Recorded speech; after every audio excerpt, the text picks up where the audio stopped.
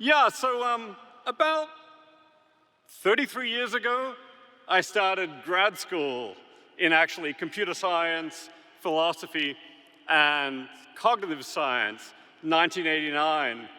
I never made it to those original NIPS conferences in 87, 88, and so on, but I held on to that book, the proceedings of those conferences, like a Bible. Here's a few scraps I dug up from back then. The Connectionist Models Summer School in 1990, Connection Science, IJCNN, and a few papers. Of course, back then, as you can see, the networks were smaller.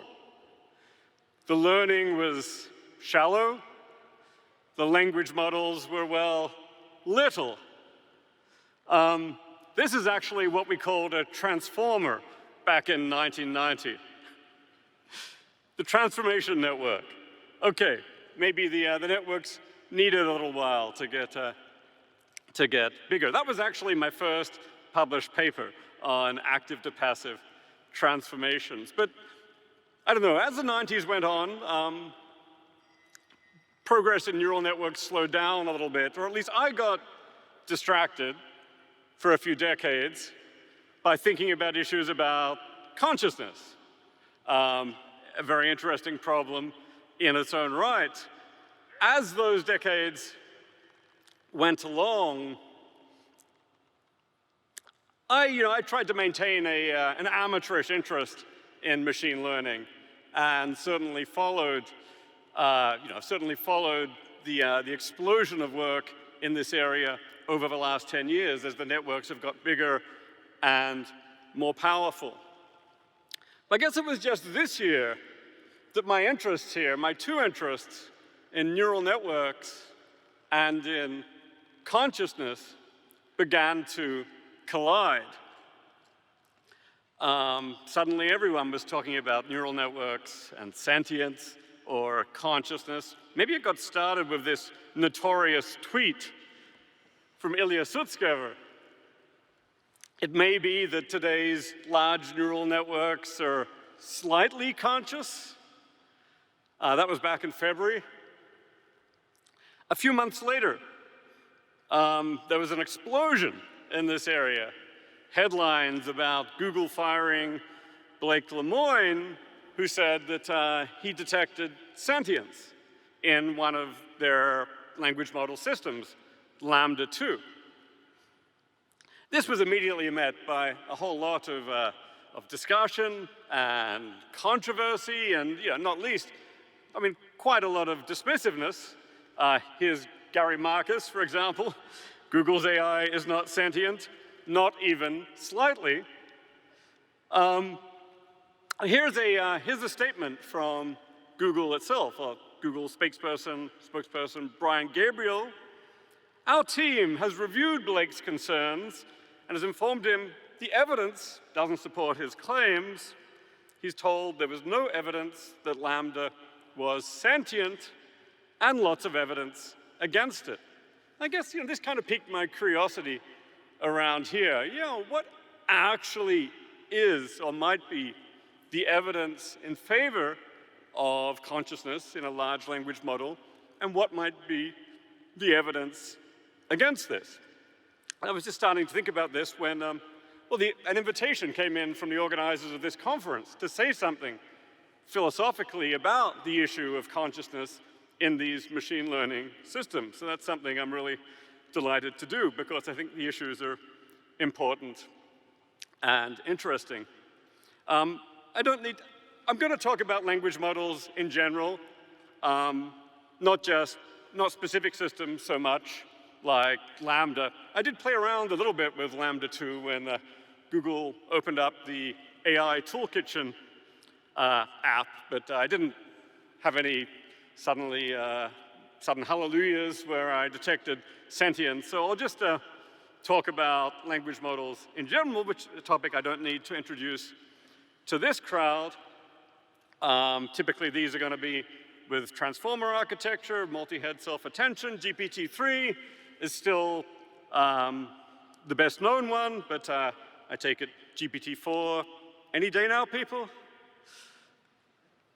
I'll also talk about extended large language models, extensions of them, or what I'll call LLM pluses. These are models that add further capacities to the pure text or language capacities of a language model. Now, there are very familiar vision language models that add image processing, language action models that add control of a physical or a virtual body. There are large language models extended with things like code execution, database queries, simulations, and so on. And in many ways, I'm interested in not just the large language models today, but the capacities of the systems that may be developed in the coming years, which will include these LLM plus models. And my questions will be questions like, well, first, are current large language models plausibly conscious?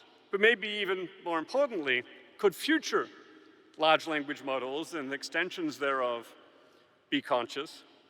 And what challenges need to be overcome on the path to conscious machine learning systems? I really see this, there are challenges here and there are objections, but I really want to think of this also as a constructive project, one that might ultimately lead to a potential roadmap to consciousness in AI systems. So my plan is as follows. First, I'll try to say something to clarify the issue of consciousness. Second, I'll examine reasons in favor of consciousness in current large language models. That'll be brief.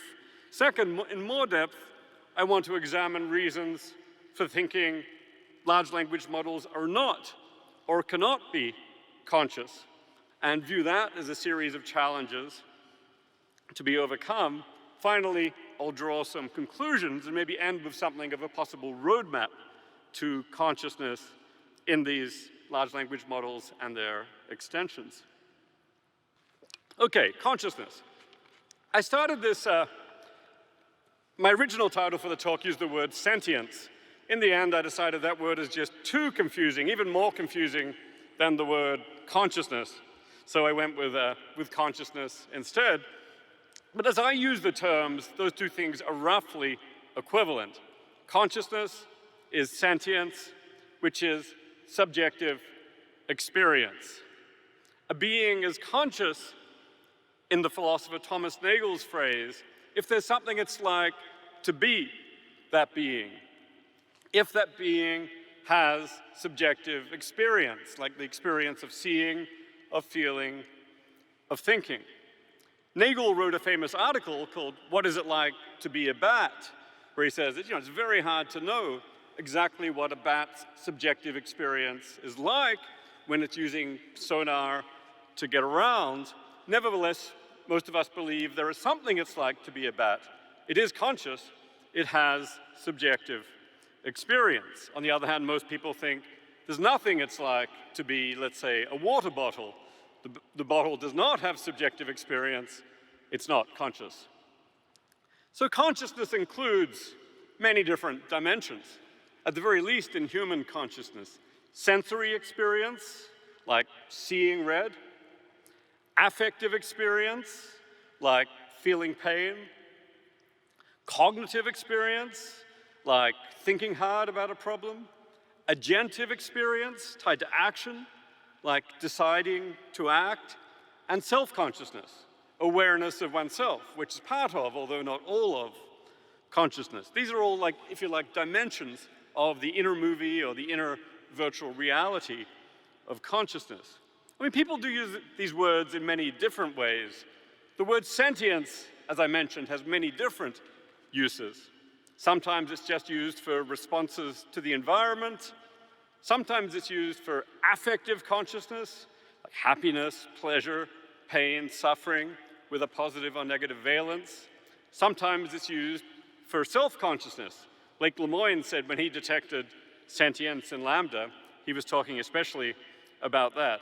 I think the word sentience is used so widely now that it's almost become useless. Here's a recent paper on neurons that learn and exhibit sentience when embodied in a simulated game world, roughly here used just for a kind of responsiveness. So I'll stick with consciousness, which at least has gotten a little bit more regimented. Even so, you've got to make some distinctions. Consciousness, subjective experience, should not be identified with, for example, intelligence, like sophisticated behavior. Consciousness is not the same as goal-directed behavior, for example, although there may be relations between them. Importantly, consciousness is not the same as human-level intelligence, and in some ways it's actually a lower bar. For example, I think there's a consensus that many non-human animals are conscious. You know, that a mouse, for example, is conscious. Most researchers in the field accept that mice have subjective experience. Even fish, for example, I think a majority think those are consciousness. So consciousness does not require human-level intelligence, and some of the issues here then don't require getting into all the complexities of whether large language models are really operating at human level in all respects. Some assumptions. I'll assume that consciousness is real, not an illusion. That's a substantive assumption. If you think that consciousness is an illusion, as some people do, things would go in a different direction. I've got a lot of views about consciousness myself that if you follow this area, you might have heard about the hard problem of consciousness. I've speculated about the idea of panpsychism, that everything might be conscious. I will not be assuming views like that today. I mean, if you assume that everything is conscious, then you have a very easy road to large language models are conscious. It's a simple deductive inference. I won't be assuming views like that today. I'll be trying rather to work from relatively mainstream consensus views in the science and philosophy of consciousness to think about what follows for large language models and their successors. I should say, there's no accepted operational definition of consciousness, which makes work in AI on this topic a bit more tricky. Consciousness is subjective experience, not external performance. That said, I think there's a consensus that evidence for consciousness is still possible. I mean, most straightforwardly in humans, where we rely on verbal reports, what other people say as a guide to their consciousness, but also in non-human animals, where we use aspects of their behavior as a guide to consciousness. In AI systems, we've got at least some familiar tests, like the Turing test, as a narrow, sufficient condition for consciousness in some systems, although it is quite limited. I do think there's an interesting challenge here, maybe even for people at this conference who think about these things, to think about tests for consciousness in AI systems. I mean, now that there's a data sets and benchmarks track at NIPS, maybe here's a challenge for the data sets and benchmarks people. Could there be benchmarks for consciousness or for aspects of consciousness, like, say, self-consciousness, attention, conscious versus unconscious processing, affective consciousness?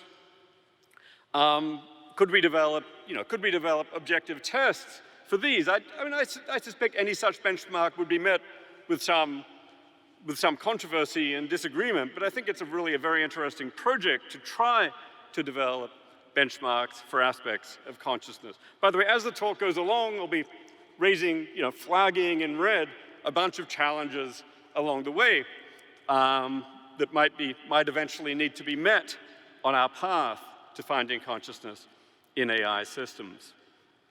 Why does consciousness matter? Why does AI consciousness matter? I mean, I'm not going to promise you that consciousness is going to give you some amazing new set of capabilities that you could not get in a neural network without consciousness. That may be true, but the issue is about the function of consciousness sufficiently ill understood that I think it would be foolish to promise that. I think you will see along the way various potential functional gains.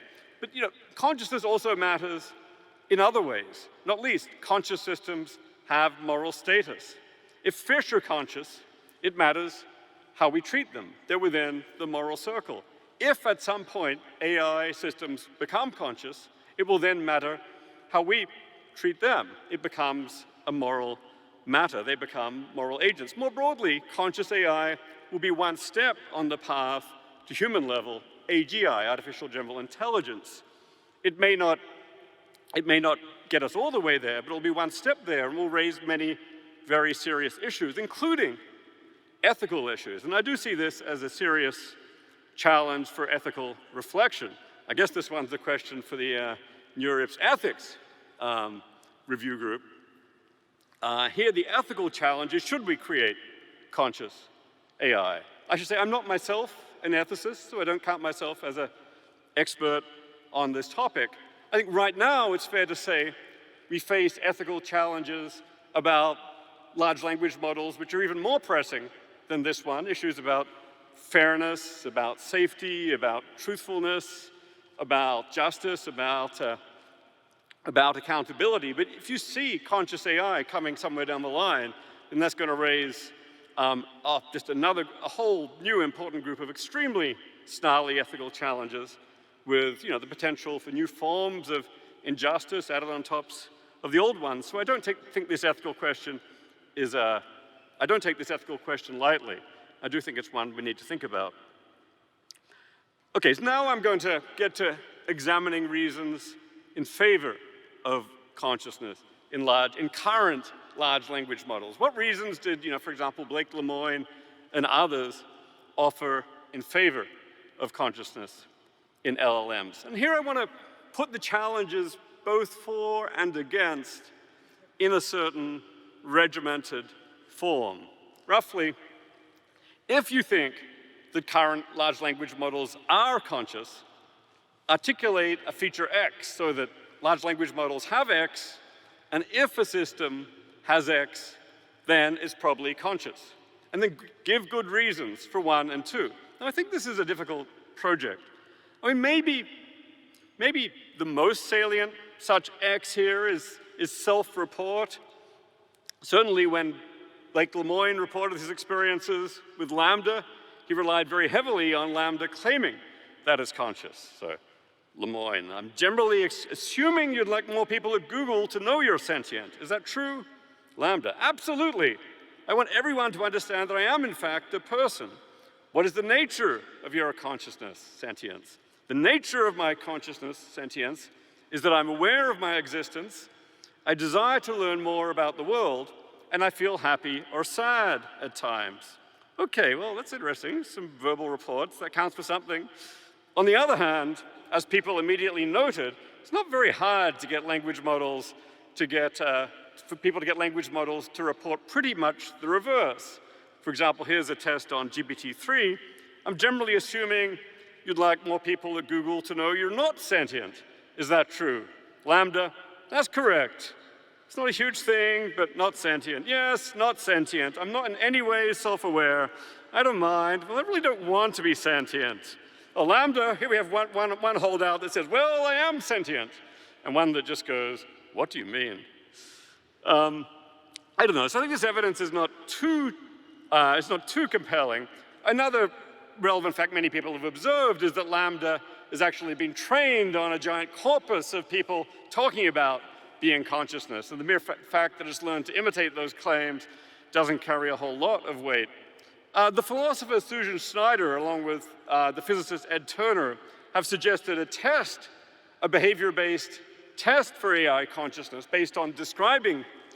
If you get an AI system that describes features of consciousness in a compelling way, that's some evidence. But it's very important that they not actually be trained on these features. Otherwise it's, the evidence is much weaker, as Schneider and Turner note in their formulation of the test. But that does, I suppose, give rise to another challenge here in our research program. Can we build a language model that describes non-trained features of consciousness and reports and gives descriptions on things that were not part of its training data set? That would at least be intriguing evidence for some form of consciousness. There's the fact that some people find language models to be sentient. I don't think that counts for terribly much. We know from developmental psychology and social psychology that people tend to attribute consciousness where it's not present. In AI, we find this with systems like ELIZA. People have found any system with eyes is especially likely to be taken to be conscious. So I don't think this reaction is strong evidence. What really matters is the behavior that prompts the reaction, which leads us to maybe the strongest reasons for taking this seriously, tied to the capacities of these systems. Notably, language models display remarkable conversational abilities, and in those language abilities, they give the appearance often of coherent thinking and reasoning, with especially impressive causal explanatory analyses. When you ask these systems to explain things, they often do a surprisingly good job. These models don't currently pass the Turing test. There are too many glitches for that. They're not so far away, akin to a sophisticated young child, perhaps. I don't think the conversation here is really the issue. The evidence, the deeper evidence, is perhaps tied to these language models exhibiting the beginnings of some domain general abilities, showing signs of domain general intelligence, reasoning about many domains. And among people who think about consciousness, domain general use of information is often regarded as one of the central signs of consciousness, not a sufficient condition in its own right, but one very central sign. So the fact that we're seeing increasing generality in these language models is at least exciting. I mean, there are these systems like Gato, which is dealing with 70 different domains in an explicitly general way, but even a basic language model like GPT-3 is already showing significant signs of generality. Many people have observed 2 decades ago, we'd have taken large language model abilities as evidence that the system is conscious. Now, maybe that evidence can be defeated by something else we know. Once we know about the architecture or the behavior or the training, maybe that defeats the evidence. But it's at least some initial reason to take the hypothesis seriously. So overall, on the positive side, look, I don't want to overstate things. I don't think there's remotely conclusive evidence that current large language models are conscious. Still, their impressive general abilities give at least some limited initial support, just at least for taking the hypothesis seriously and for at least considering reasons against consciousness, how they weigh up, and how those might eventually be overcome. So that gets us to the third section, reasons for thinking language models aren't or can't be conscious, which I really see as the core of all this, because there's a set of important challenges, but overcoming those challenges has the potential to lead to a potential roadmap here. Here the thought is one person's barrage of objections is another person's research program for progress in the field. And that's very much the spirit with which I'm taking this here. So a similar format, if you think large language models aren't conscious, articulate a feature X such that these models lack X, and if a system lacks X, it probably isn't conscious. And then give good reasons for 1 and 2. Now here there's no shortage of candidates for X. In a longer version of this talk, I gave 8 or 9, a full list, could probably have 12, 15, 20. Here I just tried to articulate the 6, or perhaps even the 5, which I think are the most important and which get at the central issues, although this is going to necessarily be a very quick tour of the issues, and a proper treatment would require much more depth here. The first reason, biology, I'll mention just very quickly. That's the idea that consciousness requires biology. Language models are not biological, therefore not conscious. Of course, this would rule out all AI consciousness, if correct. It's a very general reason against AI consciousness. I've addressed this myself and other general arguments against AI. I don't find any of those arguments myself at all compelling. In any case, I'll set those objections aside here to focus on issues much more specific to neural networks and large language models. Okay, one very salient issue here is the role of the senses and the role of the body. Many people have observed that large language models have no sensory processing, so they can't sense. They have no bodies, so they can't act. That suggests, at the very least, that they have no sensory or agentive consciousness tied to sensing and acting. People have suggested that it may also mean they have no genuine meaning or cognition. Some people think you need symbol grounding in an environment via the senses to have meaning or understanding at all. I'm a little skeptical of these arguments myself. I'm inclined to believe that a system with no senses and no body, maybe even no sensory processes, like the philosopher's classic brain in a vat, could still be conscious. In some ways, even if its consciousness was limited. But more to the point, thinking constructively, extended language models with sensory image-related processes and embodiment tied to a virtual or physical body are developing fast. There are vision language models, language action models. You know, there are all these vision language models now. Here's a well-known one, Flamingo, that responds to text as well as images in conjunction. Here's a language action model. This one is Google Palm Seikan, which involves using a language model to help control a robot to perform various functions. I'm especially excited by the possibility of combining those two paradigms into perception, language, action models with systems that have both the equivalent of sensory processing via images and the like, and the equivalent of embodiment via, say, a virtual body, maybe a physical body, but especially a virtual body. Here the challenge then is to develop robust perception, language, action models with rich senses and bodies, perhaps in virtual worlds, which are, of course, a lot more tractable than the physical world. And there's coming to be a very robust field already of embodied AI doing just this sort of thing. Here's DeepMind's Mia up top. I noticed two of the prize-winning papers at this very conference, NIPS 22, are doing this kind of project in embodied AI, MindDojo, Procthor, both building environments for this kind of embodied AI and control of virtual bodies in a virtual environment. I find that very exciting. Some people are going to say that somehow this doesn't count for what's needed for consciousness because the environments are virtual. Actually, I just wrote a whole book on the philosophy of virtual reality, arguing that virtual reality is just as legitimate and real as physical reality for all kinds of purposes. So I think this kind of work in virtual environments is very exciting for issues tied to consciousness. A related issue is the issue of world models. There's this criticism which is out there associated with Emily Bender, Timnit Gebru, and others that large language models are stochastic parrots that basically, they imitate text and parrot it back to you. Gary Marcus has said they just do statistical text processing.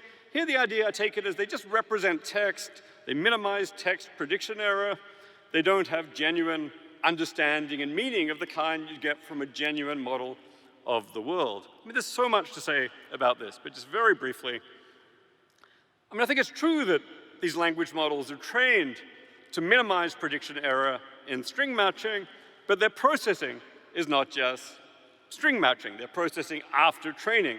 An analogy, maximizing fitness during evolution can lead to wholly novel processes post-evolution. The best way to you might say, all they do is maximize fitness. Well, it turns out the best way to maximize fitness is to do these amazing things. Likewise, it may well turn out that the best way to minimize, say, loss through prediction error during training will involve highly novel processes post-training, such as, for example, world models.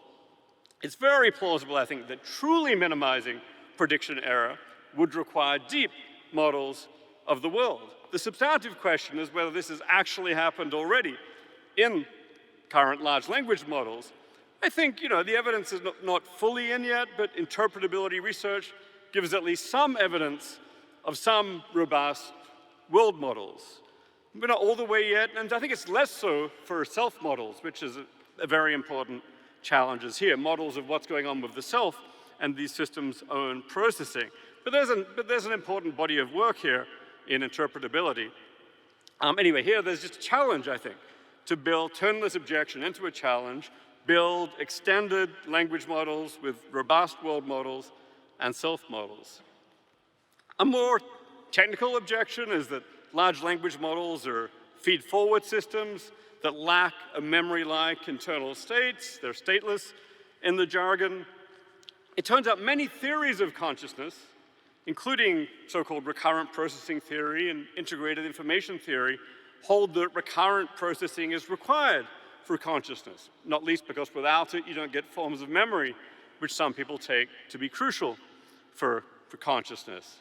And we know that while there have been recurrent networks around for a long time, these transformers are fully feed-forward. It's true they have certain forms of quasi-memory and quasi-recurrence you can get from using recirculated outputs and a long window of inputs, and sometimes things like weight sharing and so on. I don't know whether that's good enough for the purposes of a theory of consciousness. It's also worth noting that not all consciousness involves memory. There may be forms of consciousness which are feed-forward. Most to the point, though, for the research program is that, there are many ways of there are recurrent network large language models, at the moment, I think, lagging a little behind the standard feed-forward transformer. There are also many memory-extended large language models, for example, with an external memory. So this basically amounts to a challenge to build extended large language models with genuine recurrence and genuine memory, the kind required for consciousness. There's also the global workspace theory of consciousness, according to which consciousness involves a limited capacity global workspace, a kind of blackboard for gathering information from a bunch of non-conscious modules and making information accessible to them. A number of people have observed that standard language models don't obviously have a global workspace, but it may be possible to extend them to.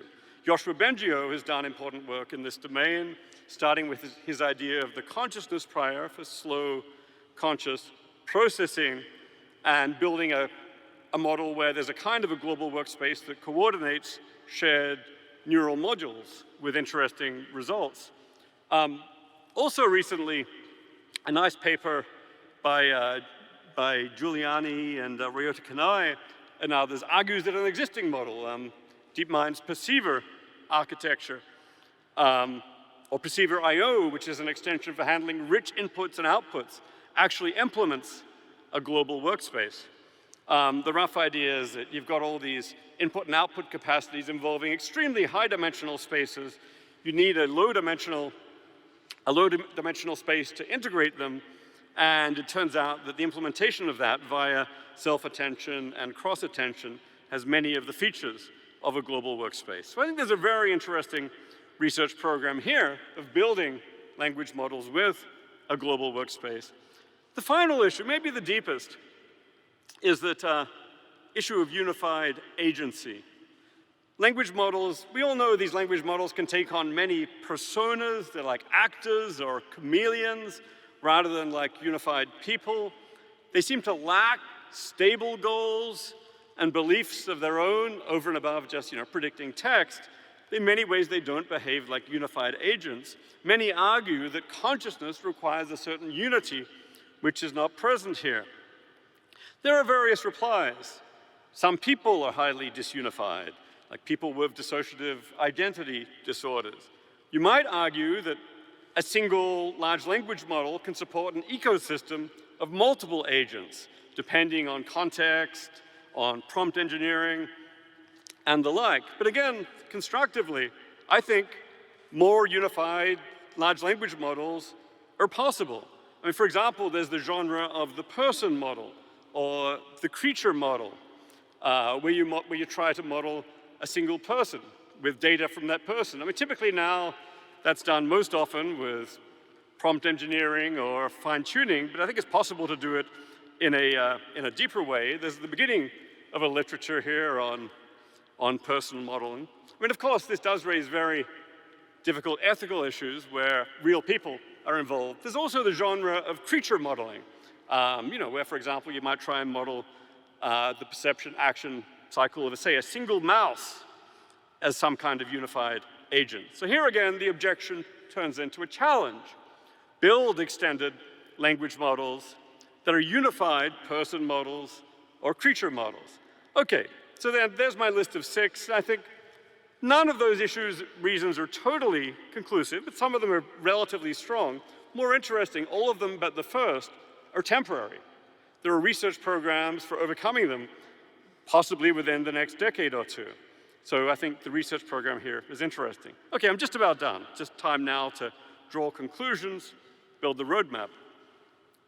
So where current large language models are concerned, I'd say none of the reasons for denying consciousness in current large language models are totally conclusive.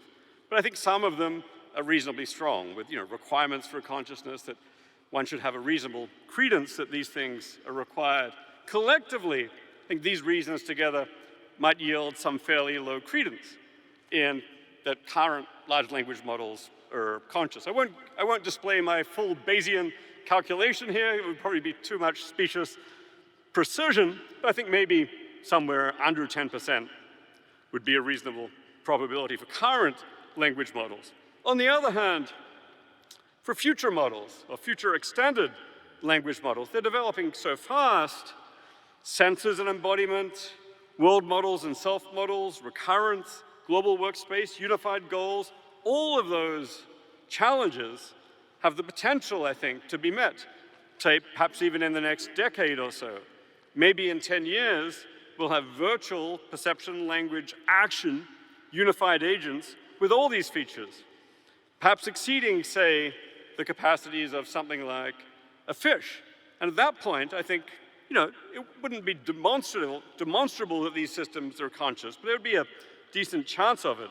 So my own view is that, what should be one's reasonable probability in consciousness in some AI systems by 2032? Let's say, well, I'd say, one should not be, you can't be sure of anything in this domain, but I'd be like 50-50 that we can get to systems with these capacities, and 50-50 that if we have systems with those capacities, they'd be conscious. That might warrant greater than 20% probability that we may have consciousness in some of these systems in a decade or 2. There's another interesting challenge here in its own right. The Neuro AI project has suggested trying to model various embodied animal capacities in AI systems. Here, a specific challenge might be fish-level cognition or intelligence by 2032. If that's possible, it could well be a stepping stone, a strong stepping stone toward fish-level consciousness, which is itself, of course, a stepping stone to human-level consciousness somewhere down the line. I mean, the underlying problems here are, well, first, we don't understand consciousness. Okay, that's just a problem, as they say. Here, the challenge then is to develop better scientific and philosophical theories of consciousness. They've come a long way in the last 30 years, but more work is needed.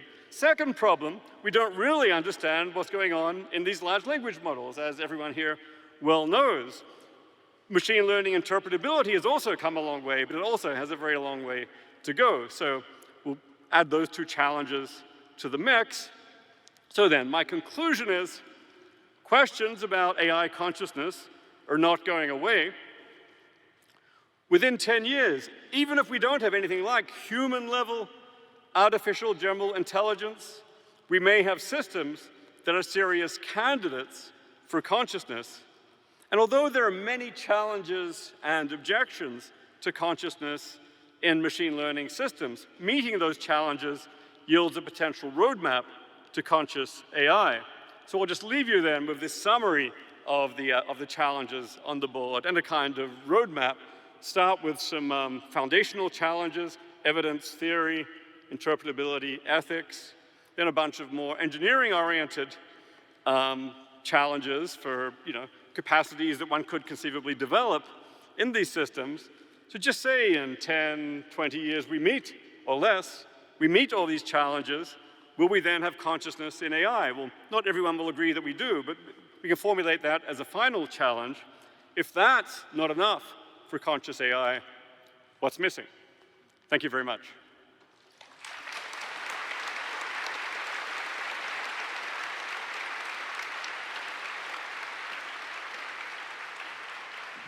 Thank you, David, for the excellent talk. And thank you to the audience. There's been many, many questions online. And of course, we won't get a chance to go through all of them, but maybe I'll ask a couple just to get started. So one of the questions that intrigued me was this question of the binary argument for consciousness. Thinking of consciousness as a yes-no question. You argued sort of around it in terms of chance, but I'm curious if you think we should think of consciousness more as a continuous scale as opposed to a yes-no binary answer. I'm certainly inclined to say that consciousness is a spectrum. Most binaries turn out to be spectrums at some level, so I'm inclined to think that consciousness is a spectrum. There's an interesting question as whether it's a spectrum though that has 0 values. I mean, there may be some systems which are just determinately not conscious at all, like this bottle, which has 0 consciousness, and you and I may determinately have certain rich forms of consciousness, but along the way, there's going to be any number of different dimensions of consciousness, each of which is probably going to be able to vary continuously, whether, different dimensions and different modalities, whether it's vision or hearing or feeling pain, each of these will dissolve into a number of dimensions. So each of these dimensions itself will involve a spectrum. It may be that there are 0 cases and positive cases, but no one's going to be surprised if there are gray areas in between. Thank you. Another maybe interesting question is one you prompted with the AGI comment. So to what extent do you think consciousness is a necessary condition for AGI, assuming one can achieve it? Or could one get to AGI without the consciousness path? It's a really interesting question, and this interacts with the question of the philosopher's zombie, the system which has all the behavior of a human being, but none of the consciousness. I've argued that zombies are at least conceivable. We can imagine a system that behaves like us without consciousness. But that doesn't mean that such a system could actually exist in this world. I'm inclined to think that in this world, intelligence and consciousness go very tightly together. I mean, maybe there are some systems. My colleague Ned Block has considered the idea of a giant lookup table that stores every possible conversation, passes the Turing test.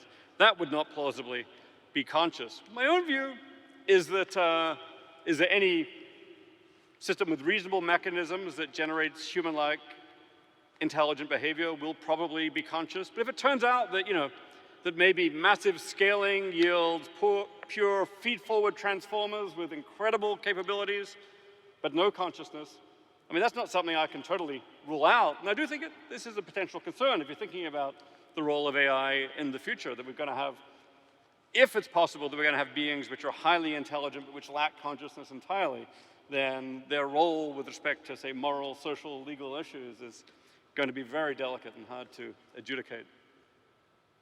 Thank you. Maybe a question the other way. So if this consciousness project is successful, to what extent do you think it might inform how we think about, say, human consciousness? Well, I think there's going to be a real interaction back and forth between, the scientific study of human consciousness and AI consciousness, just as there is for more general cognitive capacities. I know this has been quite controversial recently with neuro-AI people saying, well, we need to use our insights from neuroscience to build better machine learning systems, and machine learning people saying, I'm not sure we need that.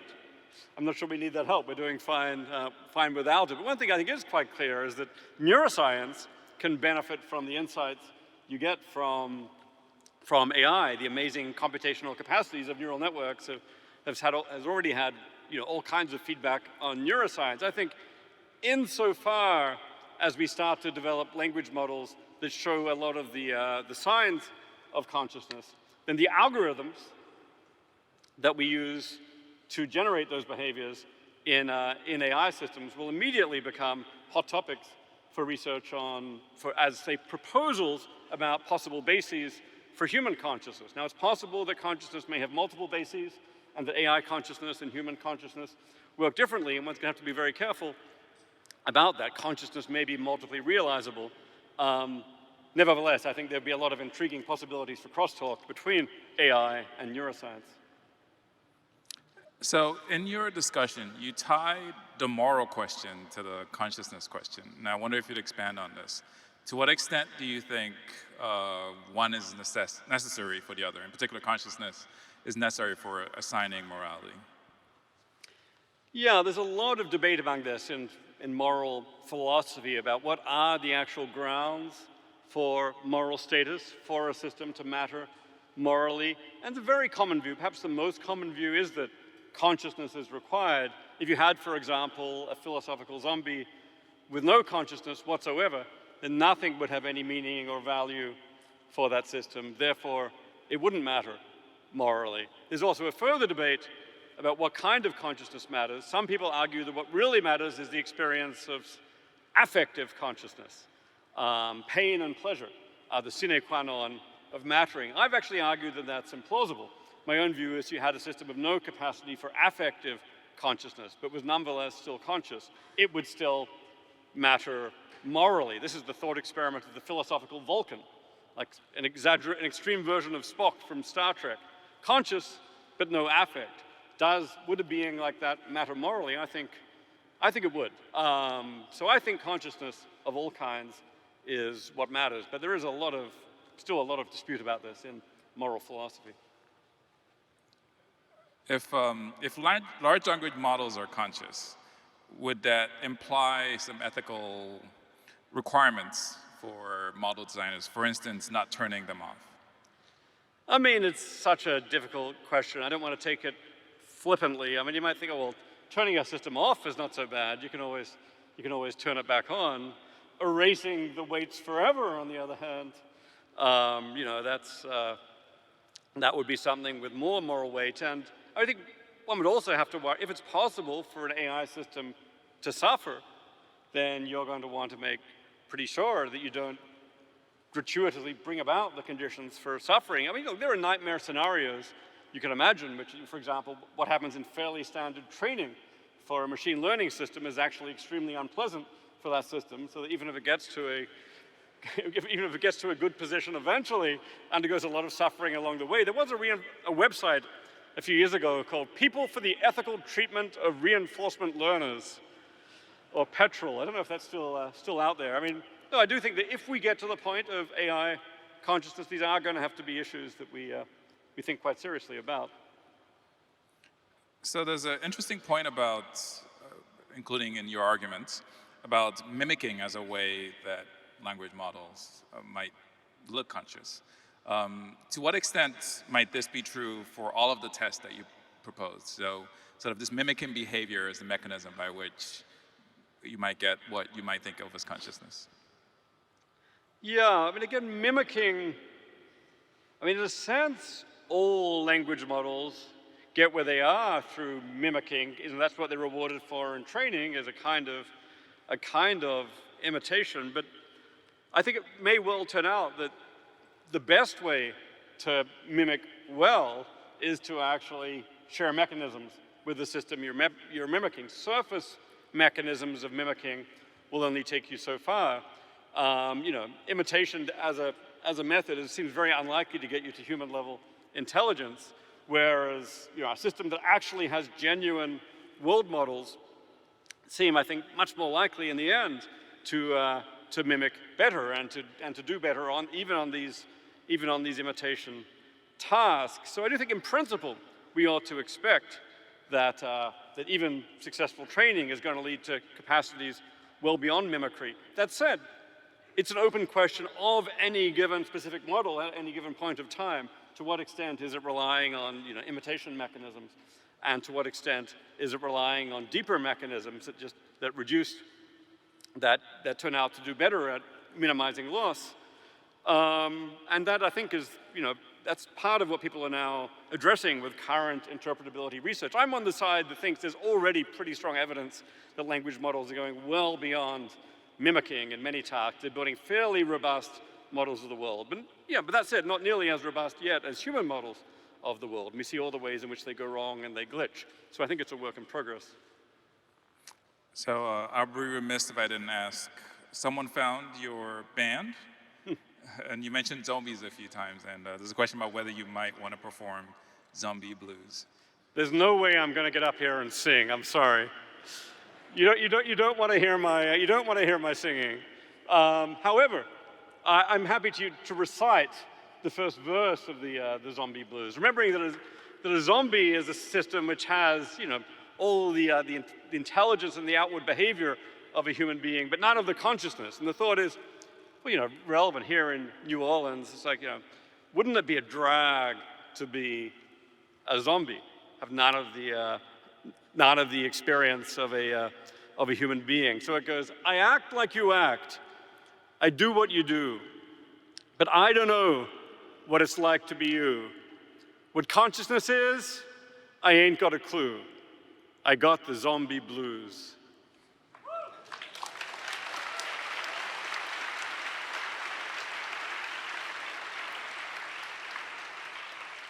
Thank you, David, for the insightful talk. Appreciate it. Thanks so much.